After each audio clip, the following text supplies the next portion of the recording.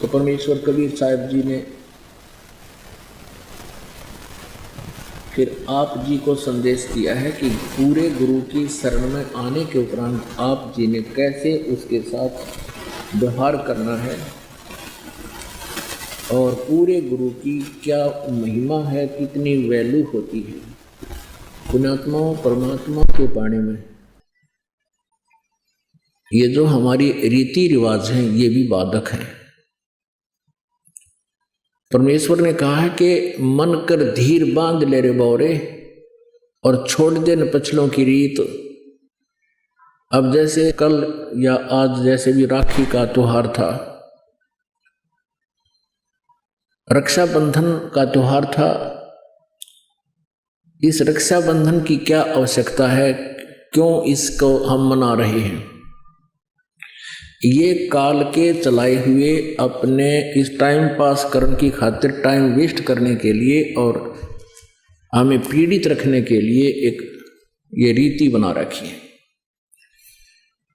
पुण्यात्मा इस ज्ञान से परिचित होने के बाद हमारी आंखें खुल जाती हैं और जो समझदार बच्चे हैं वो इस बात को स्वीकार कर लेते हैं कि संत जो कहते हैं परमेश्वर का आदेश होता है, तो फिर वो स्वीकार कर लेते हैं, फिर वो समाज की नहीं मानते हैं। एक बहन ने बताया कि जी उपदेश लेने से पहले मैं राखी बांधने के लिए अपने भाई के वहाँ घर गई।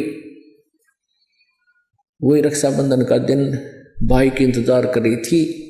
दुर्घटना के अंदर भाई की मृत्यु होगी, उसका शव आया, टक्कर मार मार कर रो रही थी। अब रक्षाबंधन का उद्देश्य क्या है कि भाई राखी इसलिए बांधते हैं कि वो हमारी रक्षा करेगा। और भाई की रक्षा कौन करेगा? हमारा रक्षक कहते हैं, जो रक्षक है उसको हम भूल चुके हैं।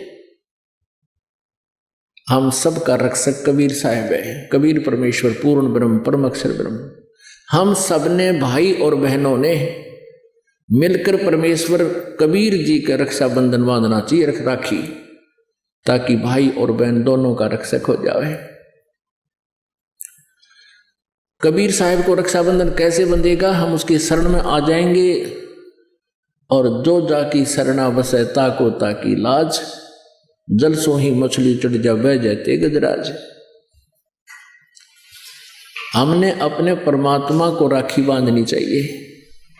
और दूसरा एक और दुख पैदा करती है ये रक्षाबंधन का दिन, जिन बहनों का भाई नहीं, अब वो रोती हैं पिछले कमरों में बैठ के अकेली, आए हमारा भाई को नहीं, हम किसके राखी बांधेंगे?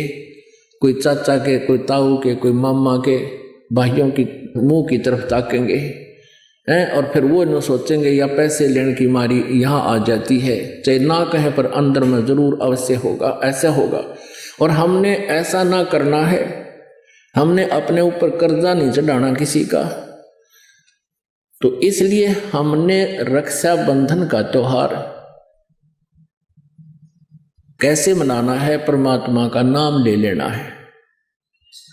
और फिर ये 10वें दिन यहाँ त्योहार होता है, सत्संग होता है, इसमें आकर के हमने इस परमात्मा के ज्ञान को सुनना है। तो ये इस तरह की जो रीति रिवाजें हैं ये हमें पीड़ित करने के लिए है, हमारे को एक दूसरे से दूर करने वाली है। अब रिवाजें बन गई हैं कि बहन राखी बांधना आवेगी, उसको कुछ देना पड़ेगा, एक मजबूरी सी बन गई। तो ये भी हमारे नाते में दरार पैदा करती है। तो पुण्यात्माओं, जिन्होंने परमात्मा पाना है तो परमेश्वर के विधान को अपनाना ही पड़ेगा।